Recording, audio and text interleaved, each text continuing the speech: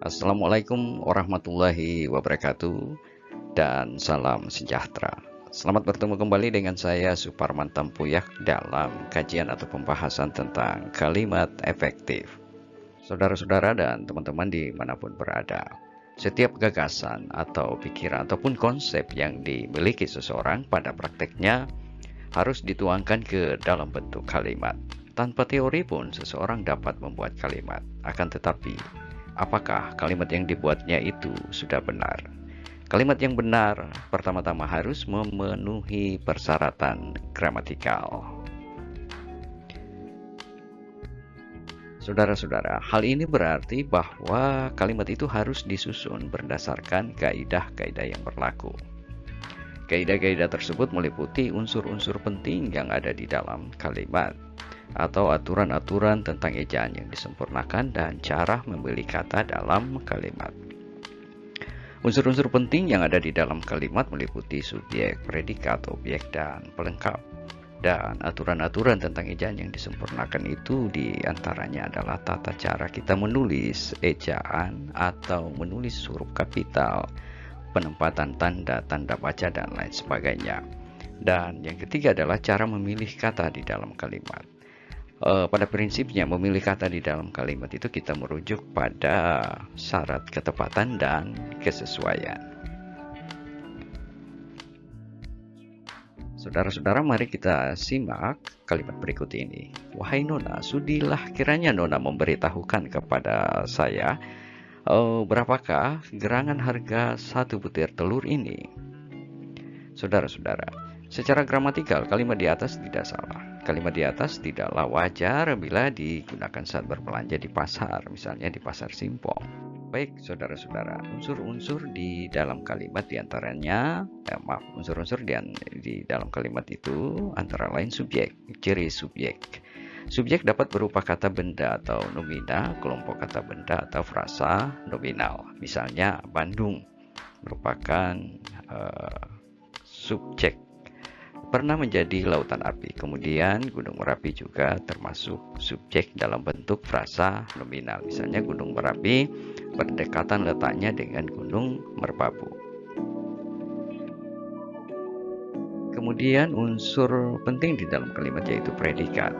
Predikat dalam bahasa Indonesia dapat berupa kata kerja, kelompok kata kerja, kata sifat atau kelompok kata sifat, atau juga kata benda dan kelompok kata benda.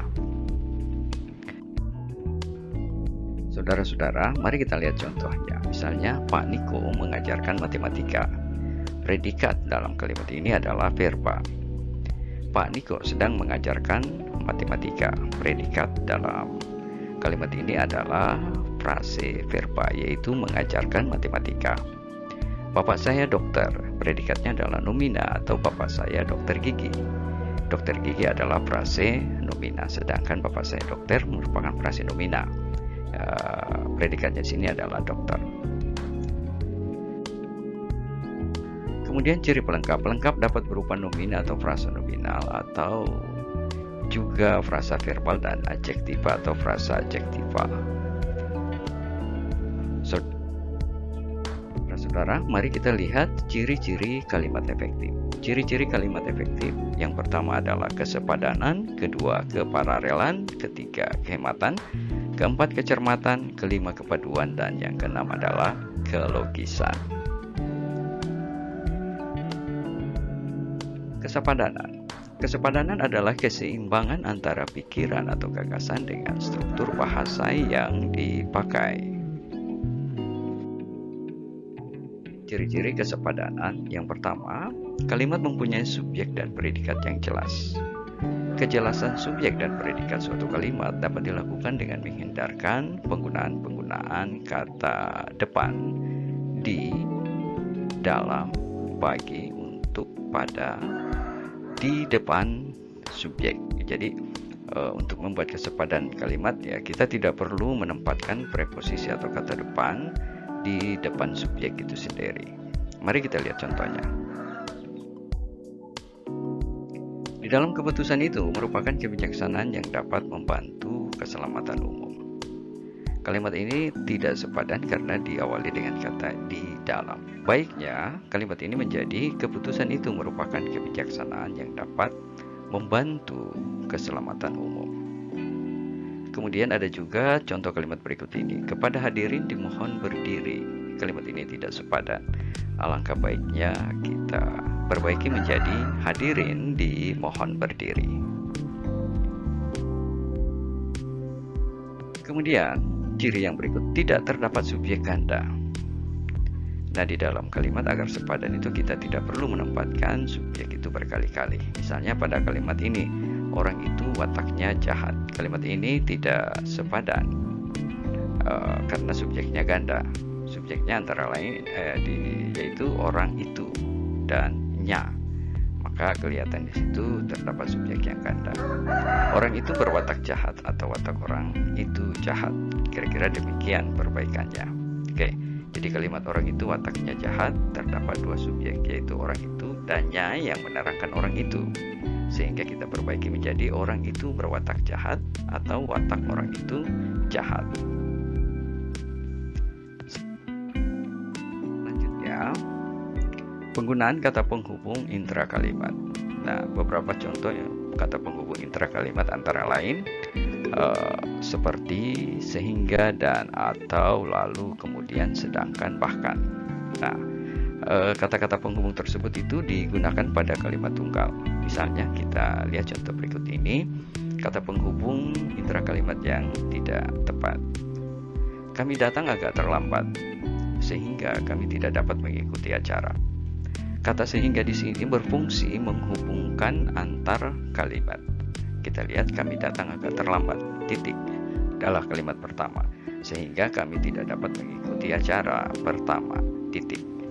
Kalimat ini tidak sepadan karena posisi atau fungsi kata penghubung sehingga merupakan kata penghubung yang menghubungkan antar kalimat, yaitu kalimat kami datang dan kami tidak dapat mengikuti acara.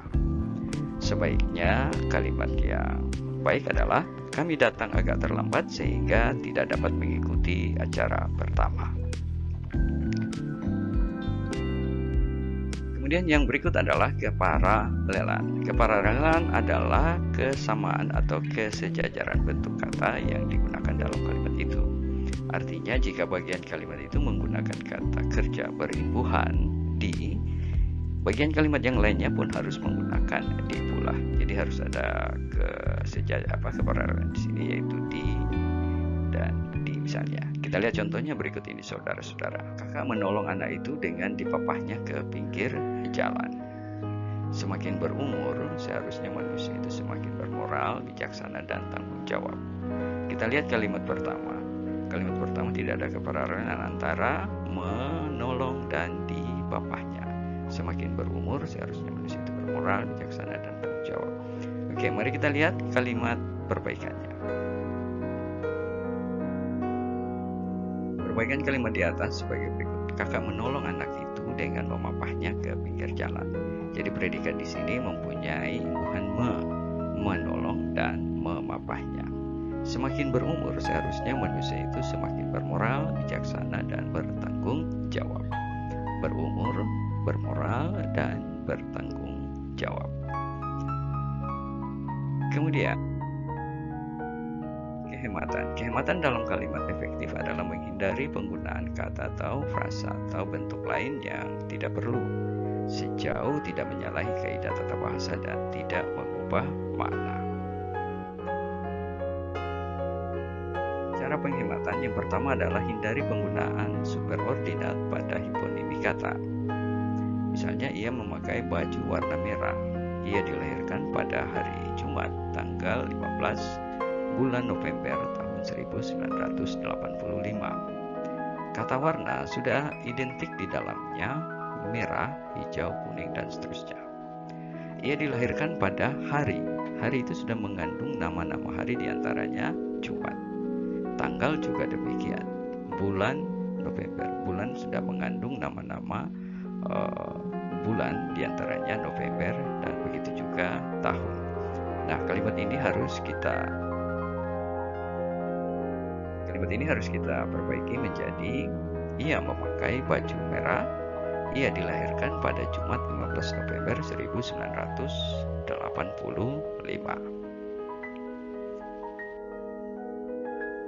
Kemudian hindari kesinoniman dalam satu kalimat. Misalnya, mulai sejak dari pagi dia hanya bermenung saja.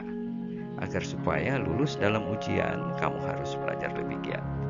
Nah, di dalam kalimat pertama kita melihat terdapat kesinoniman kata dalam satu kalimat. Misalnya kata sejak, dari. Ini berarti awal, ya, bermula. Sejak, dari. Ini kan bermakna sama, sehingga kita juga harus perbaiki. Begitu juga kalimat kedua, agar dan supaya. Agar supaya bermakna atau menyatakan tujuan. Agar juga menyatakan tujuan, supaya juga menyatakan tujuan. Maka perbaikan kalimat yang tepat adalah sejak pagi dia hanya bermenung. Agar lulus dalam ujian, kamu harus belajar lebih giat. Atau bisa kita ganti juga, supaya lulus dalam ujian, kamu harus belajar lebih giat. Kemudian, hindari penjamakan kata yang sudah berbentuk jamak. Misalnya, masih banyak hal-hal yang harus dibahas. Para tamu-tamu undangan sedang menikmati hidangan. Masih banyak hal-hal. Kata banyak menyatakan jamak, begitu juga hal-hal juga menyatakan jamak. Begitu juga para tamu-tamu. Para menyatakan jamak dan tamu-tamu juga menyatakan banyak. Sehingga kedua kalimat di atas dapat kita perbaiki menjadi masih banyak hal yang harus dibahas. Tamu-tamu undangan sedang menikmati hidangan, atau para tamu undangan sedang menikmati hidangan. Saudara-saudara, syarat selanjutnya dalam kalimat efektif adalah kecermatan. Kecermatan dalam kalimat efektif dimaksudkan sebagai kalimat yang tidak menimbulkan pengertian ganda dan tepat dalam pilihan ganda. Contohnya, dialah istri Pak Lurah yang baru. Kalimat tersebut mempunyai penafsiran makna ganda. Apakah Pak Lurah yang baru menikah?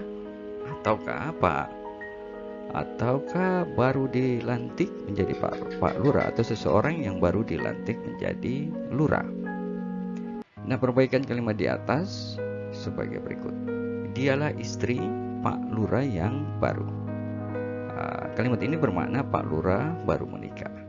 Nah, untuk memperbaiki kalimat di atas kita harus menggunakan tanda hubung untuk menghindari kata atau gabungan kata yang mengandung kesalahan pengertian. Misalnya dialah istri tanda hubung Pak Lurah. Sehingga yang dimaksudkan di sini adalah istri Pak Lurah. Oke, berarti kalimat tersebut bermakna Pak Lurah yang baru menikah. Atau dialah istri Pak Lurah yang baru, bermakna istri Pak Lurah.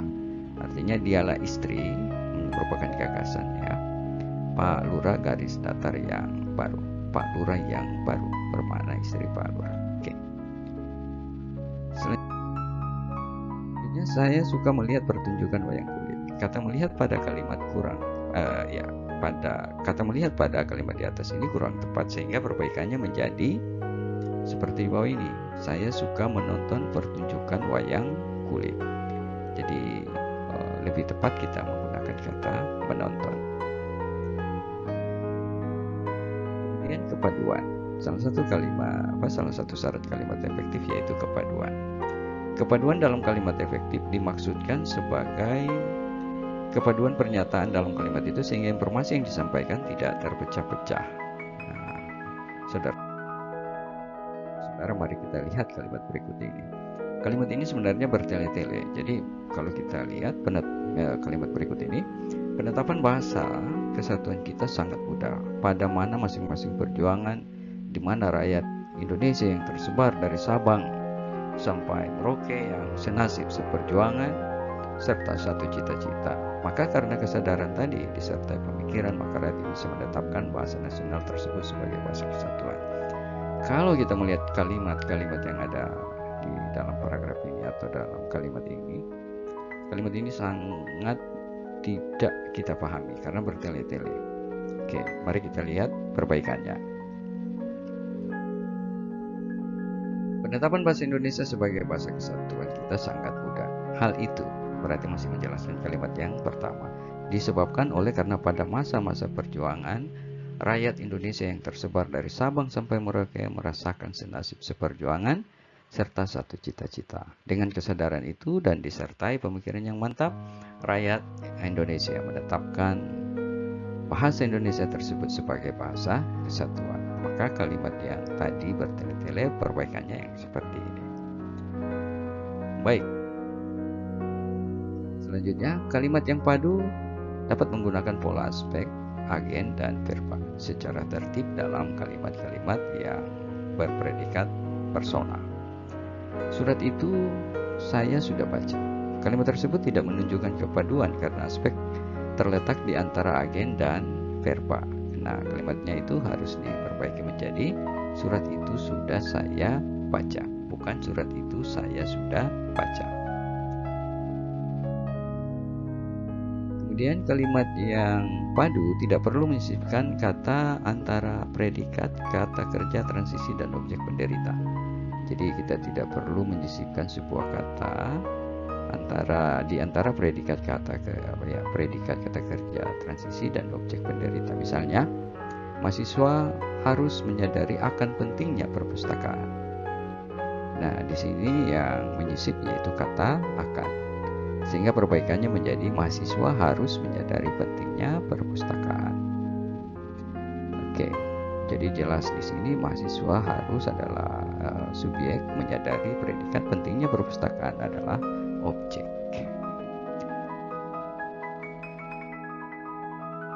Kemudian yang berikut adalah kelogisan. Kelogisan adalah ide yang ada di dalam kalimat itu dapat diterima oleh akal dan sesuai dengan ejaan yang berlaku. Misalnya, kalimat waktu dan tempat kami persilahkan. Dalam kalimat tersebut seolah-olah waktu dan tempatnya yang dipersilahkan. Padahal maksud kalimat tersebut adalah orang yang akan mengisi acara itulah yang dipersilahkan. Sehingga, kalimat tersebut akan menjadi logis kalau diubah menjadi seperti ini. Yang terhormat Rektor Universitas Jember, kami persilahkan untuk memberikan kata sambutan sekaligus membuka acara ini. Demikianlah saudara-saudara penyajian dari kami tentang kalimat efektif. Mohon maaf jika ada kesalahan-kesalahan dalam tayangan kami. Saya akhiri. Wassalamualaikum warahmatullahi wabarakatuh dan salam sejahtera.